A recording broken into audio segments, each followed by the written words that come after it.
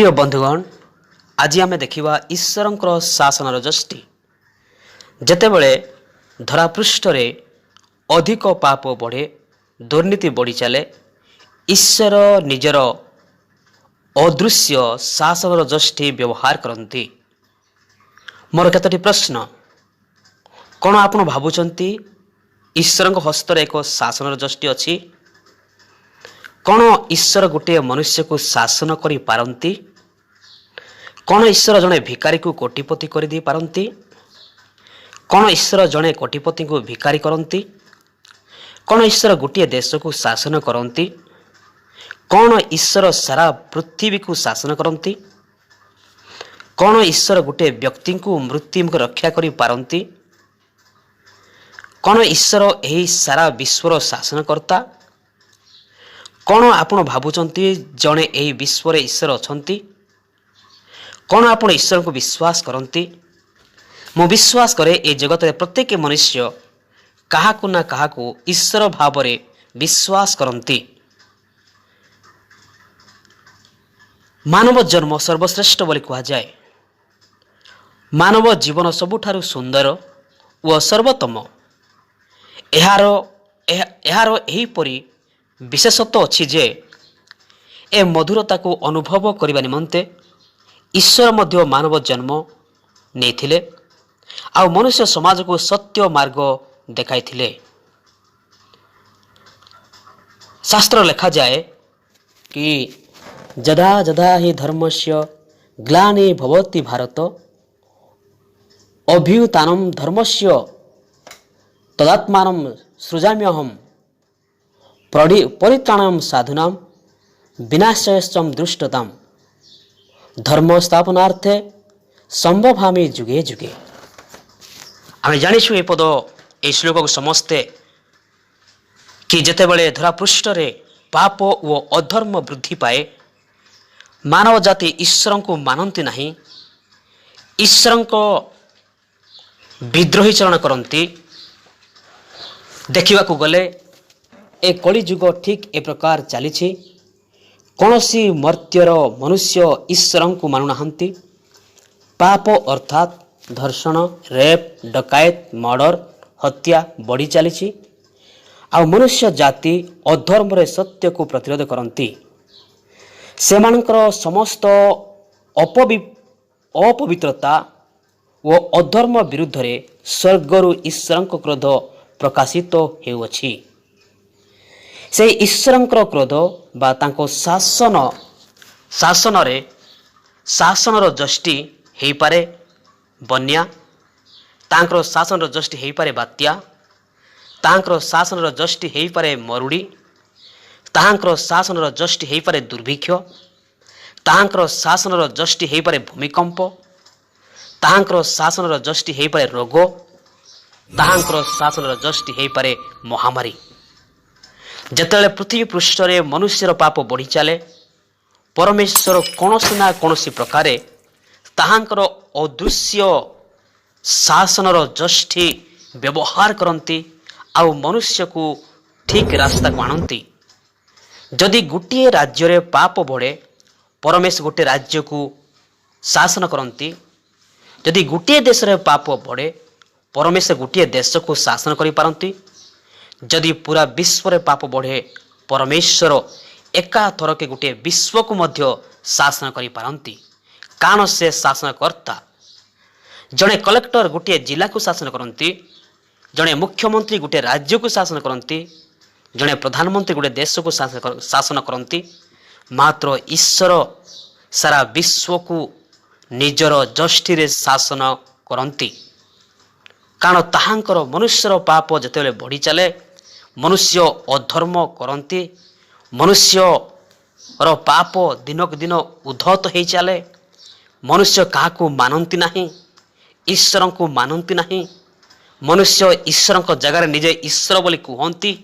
सेतेबेले परमेश्वर निजर शासनर जष्टि व्यवहार करती। आउ से शासनर जष्टि हो पारे भूमिकंप, से शासनर जष्टि हो पारे महामारी, से शासनर जष्टि हो पारे रोग, से शासनर जष्टि हो पारे मृत्यु। आउ से कौन ना कौन प्रकार से ମନୁଷ୍ୟକୁ ଶାସନ କରିବା ସେ ଜାଣନ୍ତି। ହେଇପାରେ ମାନେ ମନୁଷ୍ୟ ବିରୁଦ୍ଧରେ ପାପ କରି ଲୁଚି ଯାଇପାରେ, କିନ୍ତୁ ଯେତେବେଳେ ମନୁଷ୍ୟ ଈଶ୍ୱରଙ୍କ ବିରୁଦ୍ଧରେ ପାପ କରିବ, ଆଉ ସେ ଯେତେବେଳେ ଈଶ୍ୱର ତାକୁ ଶାସନ କରିବା ଆରମ୍ଭ କରିବେ, ତା ପାଇଁ ଲୁଚିବାର କୌଣସି ସ୍ଥାନ ନଥିବ। ମନୁଷ୍ୟ ଭିତରେ ପାପ କରି ଯେତେବେଳେ ପୋଲିସ ମାନେ ଗୋଟେ ଚୋରକୁ ଡକାୟତକୁ ଖୋଜନ୍ତି, ସେଇ ଚୋର କିମ୍ବା ସେ ଡକାୟତ, ସେ ବ୍ୟଭିଚାରୀ, ସେ ରେପ୍ କରିବା ବ୍ୟକ୍ତି ଗୋଟିଏ ରାଜ୍ୟ ଛାଡ଼ିକି ଆଉ ଗୋଟେ ରାଜ୍ୟକୁ ଯାଇକି ଲୁଚିପାରେ, କିନ୍ତୁ ଯେତେବେଳେ ସେହି ମନୁଷ୍ୟ ଈଶ୍ୱରଙ୍କ ବିରୁଦ୍ଧରେ ପାପ କରେ ଆଉ ଈଶ୍ୱର ସେହି ମନୁଷ୍ୟମାନଙ୍କୁ ଶାସନ କରିବା ଆରମ୍ଭ କରନ୍ତି, ସେତେବେଳେ ତାହାଙ୍କ କ୍ରୋଧରୁ କେହି ବଞ୍ଚି ପାରେ ନାହିଁ। ତାହାଙ୍କ କ୍ରୋଧରୁ କେହି ଗୁପ୍ତରେ ରହିପାରନ୍ତି ନାହିଁ, କାରଣ ଈଶ୍ୱରଙ୍କର ଅଦୃଶ୍ୟ ଶାସନର ଯଷ୍ଟି ସମସ୍ତଙ୍କ ଉପରେ ପ୍ରଭାବଶାଳୀ ହୁଏ। ଆଉ ସେ କି ପ୍ରକାର ଶାସନ କରନ୍ତି, ଆଉ ତାହାଙ୍କର ଶାସନରୁ ସୁସ୍ଥ ହେବା ପାଇଁ କୌଣସି ମେଡିସିନ ଆଉ କାର୍ଯ୍ୟ କରିବ ନାହିଁ।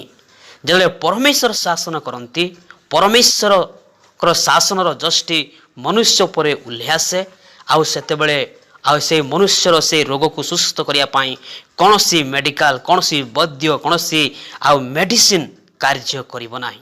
ଏହି ପୃଥିବୀର ମହା ଡକ୍ଟରମାନେ ଆଉ ଯେଉଁ କି ପାଶ୍ଚାତ୍ୟ ଦେଶ ଗୁଡ଼ାକ, ଯେଉଁ ଦେଶ ଗୁଡ଼ାକରେ କି ଟେକ୍ନୋଲୋଜିରେ ଡେଭଲପ୍, ଯେଉଁ ଦେଶ ଗୁଡ଼ାକରେ କି ବୈଜ୍ଞାନିକମାନେ ଅଛନ୍ତି, ଯେଉଁମାନେ କି ଶିକ୍ଷିତରେ ସବୁରେ ଆଉ ଉଚ୍ଚରେ ଅଛନ୍ତି, ସେମିତିକିଆ ଲୋକମାନଙ୍କର ମଧ୍ୟ ଜ୍ଞାନ ଶୂନ୍ୟ ହୋଇଯାଏ। ସେଥିପାଇଁ ଈଶ୍ୱରଙ୍କ ବାକ୍ୟ ବାଇବେଲରେ ଲେଖାଯାଏ, ଜଗତର ଜ୍ଞାନ ଈଶ୍ୱରଙ୍କ ନିକଟରେ ମୂର୍ଖତା ମାତ୍ର। ଯଦି ଆପଣ ଜିରିମିୟ ପୁସ୍ତକ ବାଇବେଲର ପଢ଼ିବେ, 46 ପର୍ବ 11 ପଦରେ ଏହି ପ୍ରକାର ଲେଖାଯାଏ। ଜିରିମିୟ ପୁସ୍ତକ 46 ପର୍ବ, ଯଦି ଆମେ 11 ପର୍ବ ପଢ଼ିବା, ଏଠାରେ ଆପଣ ପ୍ରାଞ୍ଜଳ ଭାବରେ ପାଇବେ ଈଶ୍ୱର କ'ଣ କୁହନ୍ତି। 11 ପଦରେ ଲେଖା ହେଉଛି, ଜିରିମିୟ 46:11 ଲେଖା ହେଇଛି, ତୁମ୍ଭେ ବ୍ୟର୍ଥରେ ଅନେକ ଔଷଧ ବ୍ୟବହାର କରୁଅଛ, ତୁମ୍ଭ ପାଇଁ ଆରୋଗ୍ୟ ନାହିଁ। ଯେତେବେଳେ ପରମେଶ୍ୱର ଶାସନ କରିବା ପାଇଁ ଆରମ୍ଭ କରନ୍ତି, ସେତେବେଳେ କୌଣସି ଆଉ ଆରୋଗ୍ୟ ହେବା ପାଇଁ, ସୁସ୍ଥ ହେବା ପାଇଁ ମନୁଷ୍ୟ ନିକଟରେ ଆଉ ସବୁ ମେଡିସିନ ବ୍ୟର୍ଥ ହେଇଯାଏ। କାରଣ ଲେଖାଯାଇଛି, ତୁମ୍ଭ ପାଇଁ ଆରୋଗ୍ୟ ହିଁ ନାହିଁ। ଯଦି ଆମେ ଦେଖିବା ଆଇବ ପୁସ୍ତକ 36 ପର୍ବ ଦେଖିବା, ସେହି ଜାଗାରେ ଆଇବକୁ ମଧ୍ୟ ପରମେଶ୍ୱର ଚେତାବନୀ ଦିଅନ୍ତି। ସେହି ଜାଗାରେ ଏହି ପ୍ରକାର ଲେଖାଯାଏ 36 ପର୍ବରେ, ଯେବେ ସେମାନେ ଶୁଣି ତାହାଙ୍କର ସେବା କରିବେ, ତେବେ ସେମାନେ ସୌଭାଗ୍ୟରେ ଆପଣା ଆପଣା ଦିନ ଓ ସୁଖରେ ଆପଣା ଆପଣା ବର୍ଷ କ୍ଷେପଣ କରିବେ। ମାତ୍ର ସେମାନେ ନ ଶୁଣିଲେ ଖଡ଼୍ଗରେ ବିନଷ୍ଟ ହେବେ ଓ ଜ୍ଞାନ ବର୍ଜିତ ହୋଇ ମରିବେ। ଯେବେ ସେମାନେ ଶୁଣିବେ, କ'ଣ ଶୁଣିବେ ନା ଈଶ୍ୱରଙ୍କର ବାକ୍ୟ ଶୁଣିବା ନିତାନ୍ତ ଆବଶ୍ୟକ।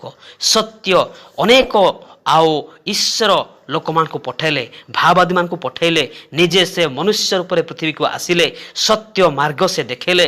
ସେ କହିଲେ, ମୁଁ ପଥ, ମୁଁ ସତ୍ୟ ଓ ମୁଁ ଜୀବନ, ଆଉ ମୁଁ ପଥ, ମୁଁ ସତ୍ୟ, ମୁଁ ଜୀବନ, ମୋ ଦେଇ ନ ଗଲେ କେହି ପିତାଙ୍କ ନିକଟକୁ ଯାଏ ନାହିଁ। ମୋର ପ୍ରିୟ ବନ୍ଧୁଗଣ, ବାକ୍ୟ ଲେଖାଯାଏ, ଯେବେ ସେମାନେ ଶୁଣିବେ ଓ ତାହାଙ୍କର ସେବା କରିବେ, ତେବେ ସେମାନେ ସୌଭାଗ୍ୟରେ ଆପଣା ଆପଣା ଦିନ ଓ ଆପଣା ଆପଣା ବର୍ଷ କ୍ଷେପଣ କରିବେ। ମାତ୍ର ଯଦି ସେମାନେ ନ ଶୁଣିବେ, ତେବେ ଜ୍ଞାନ ଖଡ଼୍ଗରେ ବିନଷ୍ଟ ହେବେ ଓ ଜ୍ଞାନ ବର୍ଜିତ ହୋଇ ସେମାନେ ମରିବେ। ଜ୍ଞାନ ବର୍ଜିତ ହୋଇ, ଈଶ୍ୱରଙ୍କର ଲୋକମାନେ ଈଶ୍ୱରଙ୍କ ବାକ୍ୟ ନ ଶୁଣିଲେ ତାହାଙ୍କର ଜ୍ଞାନ କୌଣସି କାର୍ଯ୍ୟକାରୀ ହେବ ନାହିଁ, ସେମାନେ ଜ୍ଞାନ ବର୍ଜିତ ହୋଇ ମରିବେ। ସେଥିପାଇଁ ଯୀଶୁ କହିଲେ, ମୁଁ ପଥ, ମୁଁ ସତ୍ୟ, ମୁଁ ଜୀବନ, ମୋ ପଥରେ ଆସ, ତୁମେ ଜୀବନ ପାଇବ। ପ୍ରିୟ ବନ୍ଧୁଗଣ, ଏହି ସମସ୍ତ ଆଉ ରୋଗରୁ ମୁକ୍ତି ପାଇବା ପାଇଁ, ଏହି ସମସ୍ତ ମହାମାରୀରୁ ମୁକ୍ତି ପାଇବା ପାଇଁ ଗୋଟେ ମାତ୍ର ଉପାୟ, ଗୋଟେ ମାତ୍ର ଆଉ କାର୍ଯ୍ୟ, ଗୋଟେ ମାତ୍ର ତାର ରାସ୍ତା, ଆପଣମାନେ ଈଶ୍ୱରଙ୍କ ପାଖରେ ବିଶ୍ୱାସ କରନ୍ତୁ, ତହିଁରେ ଆପଣମାନେ ସୁସ୍ଥ ପାଇବେ। ପ୍ରଭୁ ଆମ ପ୍ରତ୍ୟେକଙ୍କୁ ଆଶୀର୍ବାଦ କରନ୍ତୁ।